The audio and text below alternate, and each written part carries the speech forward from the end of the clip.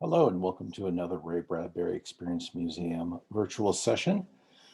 We have the Masseys, Ken and Brandon, and they have both grown up in Waukegan, generations apart. One's an uncle and one's a nephew, and they are both writers. So we are going to be talking to them about Waukegan through the years and Ray Bradbury.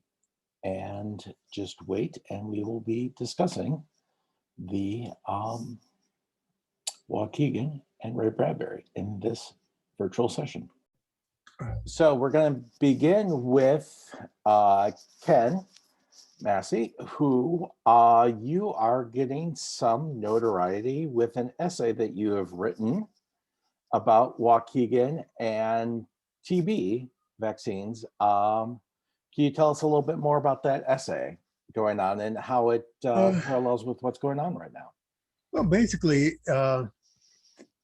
it started out as a short story. I think a lot of writers tend to write autobiographically or semi-autobiographically under the guise of fiction. It's a thinly veiled biography, and I think I attempted to write it as a short fiction piece first, but I had problems resolving the voice. I felt that it needed to be told in the first person, and that's difficult when you're talking about a 4-year-old. You don't have that perspective and that ability to, analyze and discuss it in the way that you. And I probably should have approached it the same way that I did this essay that I ultimately wrote, which was to write it as an adult looking back. Yeah. So, and I got the idea to write it as an essay because of the current pandemic we're in. I saw correlations between being shut in and particularly the isolation of it, and the fact that we didn't know, we don't know when we're going to come out of this completely and return to any kind of normalcy. And that's certainly the situation I was in 1957 in this sanitarium. It was a big movement to eradicate tuberculosis, and they were sweeping up a lot of people in the county. I won't say it was arbitrary, but for a long time, we've speculated that there was really nothing wrong with me.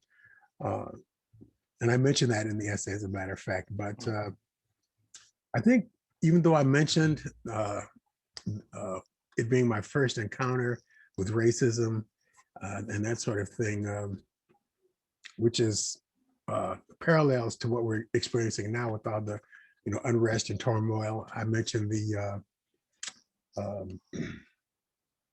situation in the Little Rock, 9, that whole situation, which correlated to where we are now. So there were a lot of correlations between what was happening in 57 and what are happening now.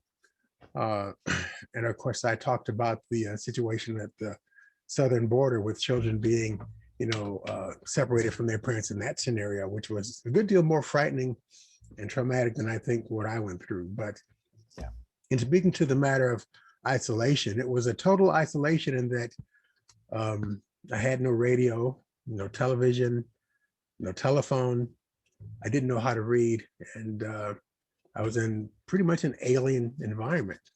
So I don't know that you can get much more isolated than that when you don't have the ability to access information.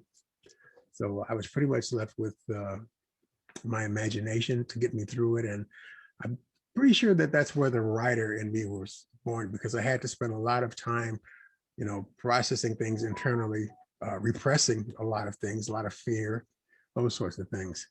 So I think the essay, more than about any one of those individual topics that I tied into it, it was about isolation and the ability to access the inner reserves and resources we have to get through it. So I think that was more about that than any commentary on race or anything, even though those did enter into the piece. Now, how did you find this current isolation period, having looked back on that, having gone through that, and now you find yourself this past year in a period of isolation? How does this adult version of yourself find yourself in this period of isolation? with now having everything at their fingertips, what would they say to their 4-year-old version of themselves to be in isolation, but to have everything at their fingertips? I'd never really thought about it in that context. I would have to give that some thought, but it's a totally night and day situation because I am able to come and go as I please, to a large degree. I'm not cut off from family to the same degree. Yeah. I can watch the news, watch TV. I can pick up the telephone. I can receive calls. So it's quite different in that respect. I think what I got from that isolation back then was probably a better skills at being isolated and being alone with myself. And I think that's probably more difficult now for a lot of younger people because we are so connected. We're connected at all times, via our smartphones, and we have social networking. We have all of these things that we can access to alleviate some of that isolation, even though they aren't the same as interacting with people. I think the ability to be alone and read a book with your own thoughts is something that's, I won't say that it's vanishing, but it's certainly in jeopardy because of the culture that we live in nowadays.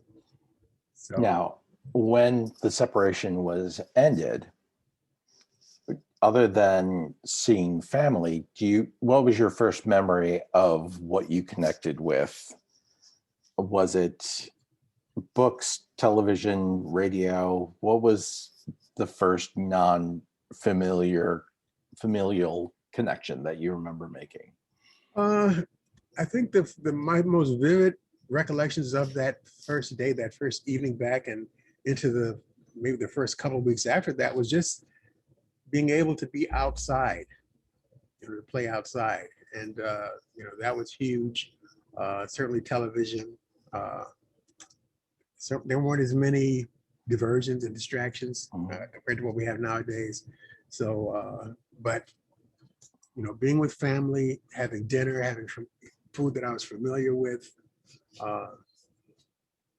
And at the age of 4, your world is not that large to begin with. You're not socializing the same way. I hadn't even started school yet. Yeah. So it was pretty much a return to play in the yard and spending time with my sisters, getting current on what had been going on in the world, as small as that world was. It was very much the typical world of a 4-year-old. I think I was a lot more adventurous, a lot more reckless in my play and things of that nature. So I would say that it was a pretty easy transition. Perhaps if you ask my parents, they wouldn't agree with that.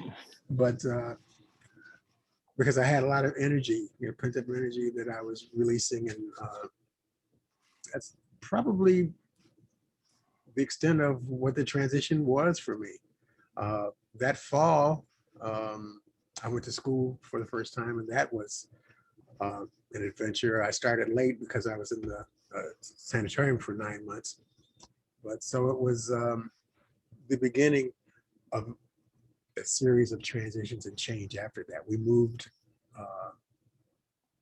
to another place in North Chicago while we waited for our home to be built in Zion that we were moving to. So it was the beginning of a lot of transition and change after that. So we have a sense of, through his work, what Ray Bradbury's, in that time period, like what his homecoming was and what his Greentown was in that time period. Growing up in that area generations later, what would have been your quote unquote Greentown of that area, being young and adventurous? What do you remember, if you could paint us that picture? And then we'll ask your nephew Brandon, because I said in the introduction how right. We have generations where we could pull from a nephew and an uncle. But I think relative to the world that I grew up in, and as opposed to, for instance, what Ray experienced and lived in terms of sense of place. Uh, Ray was born, I think, in 1920, like 9 years before the Depression. Waukegan was quite a different place then in terms of the architecture. You had a lot of revival, Italian-age structures, Gothic revival buildings. Um, it was just physically an entirely different place now than what we see now. A lot of those buildings have been either burned down or demolished. And I think the sense of place, more than being a matter of nostalgia, has a real impact on who we are emotionally and psychically. And I think that, of course, he talks about Green Town and some of the ravine and some of those other memories of Waukegan. But I think the Waukegan that he grew up in, or that he started growing up in, had a different, shall we say, romance or feeling about it than the one that I grew up in. There were still remnants of that left. The Carnegie Library, where he used to spend hours and hours of his time, was still operating, when I was a child, up until 1965, I believe. And a number of the buildings were still around, with the turrets and the Sauter building, and some of those sort of things were still present. So we were transitioning. There was still a Woolworths downtown. And I think it was still a main street. Yeah. Very important. It was still a main street, which, by 1971 began to disappear because of the advent of the shopping malls, which pretty much destroyed Main Street in a lot of America. communities. Yeah. And I think that's probably the biggest thing that changed, and the biggest transition that I'm aware of, that I felt from my youth onward into my young adulthood. Waukegan was still a very vibrant place. With And the, yeah. And the conversation I was just having with my wife is how we are now and losing what was, with my generation, which we grew up with, the mall culture of that, growing up and everything like that. And now that is going away and everything like that too. So what was taken away from Main Street is now went to the malls, and now that is going away. And now you see these rejuvenation projects to bring back to small towns to get that experience back. So it's a folding back in of the Americana, now only seen in works like, Schitt's Creek, with, that's why I think everyone connects to that.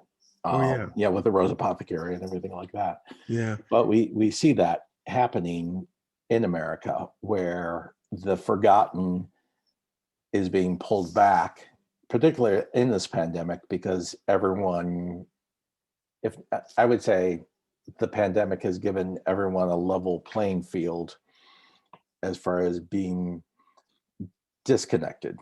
Mm-hmm. And isolated. Yeah, there's a real, and it goes beyond nostalgia, I think, because I talked about the, as opposed to setting, the sense of place has an impact on you at a sensory level, and something deeper than beyond just nostalgia or reminiscing. I mean, there's a big difference between sitting at a lunch counter in Woolworths and sitting at a table in a food court, in a mall. Yeah. So, and at that time, there were community movie houses. Every city had their own little community movie house. There were, I think, 3, maybe even 4 in downtown Waukegan. You had the Academy, the Genesee, the Times. There may have been another, but you could ride your bike and go to a movie and spend $2.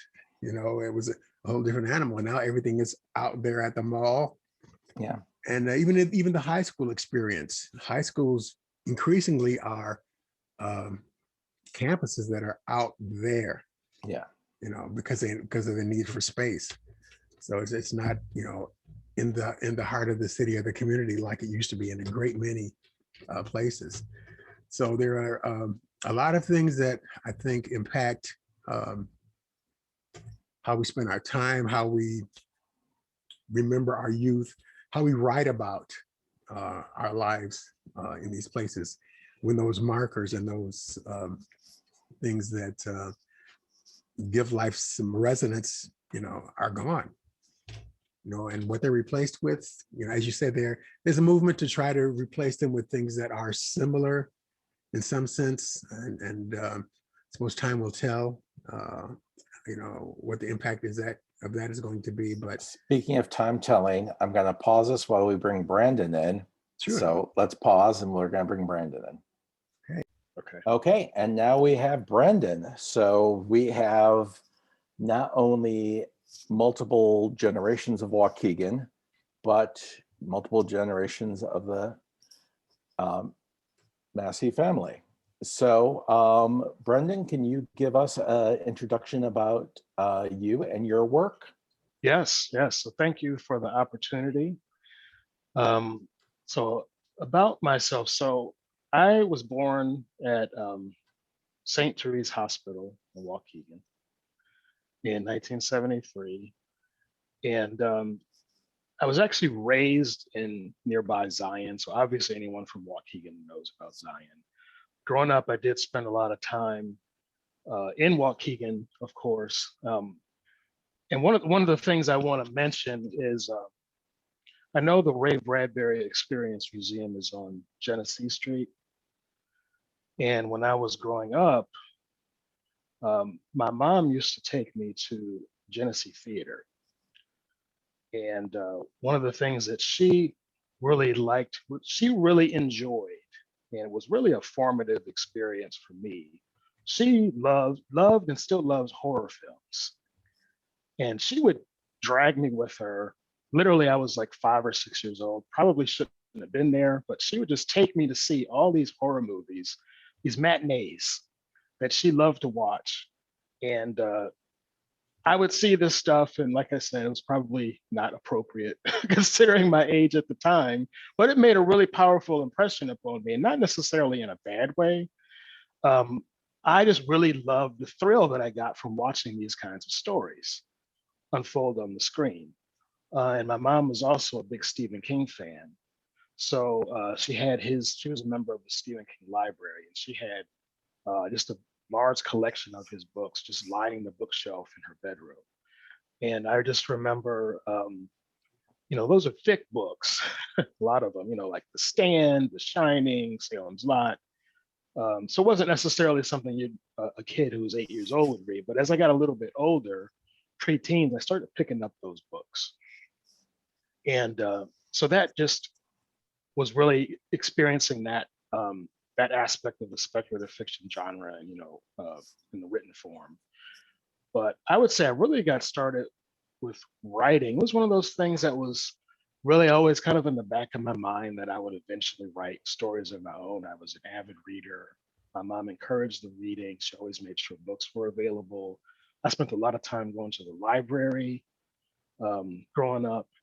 So when I would say I was about 15 years old, and that's the age where your teachers and people in your family start to ask you, what do you want to do for a career? What do you want to go to college for? Just what do you want to do? And I said, well, I want to be a writer. And that elicited immediate laughs and disbelieving comments, because it was just at the time just not something that anyone was really familiar with. They knew that I liked to read, and they saw me scribbling or whatever, but just the idea of actually being a writer as a career was just this kind of this foreign concept. Particularly considering, my family's roots. My grandparents were born in Mississippi, moved, to the north, part of the African Americans from Mississippi to the Chicago area, Midwest. So, they were just really focused on just making a day-to-day living. And so the idea of, doing something like writing was just kind of just a strange idea.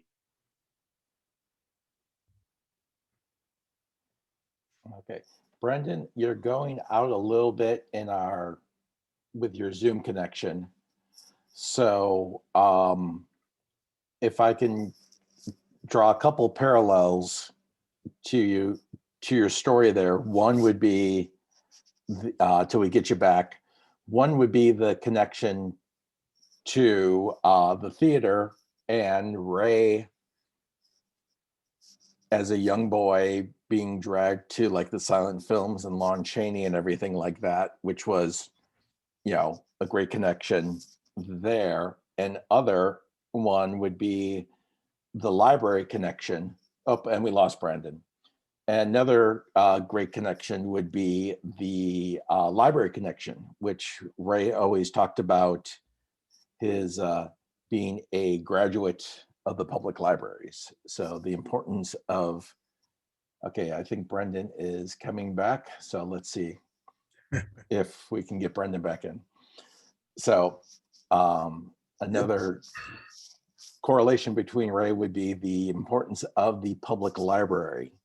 Right, I failed to mention that too, but that was certainly the case with me. When I wasn't playing baseball, even when I was playing baseball, there were summers where I spent whole stretches of the summer reading books, at the library or getting a stack of books and reading them at home. So that was a big part of my youth.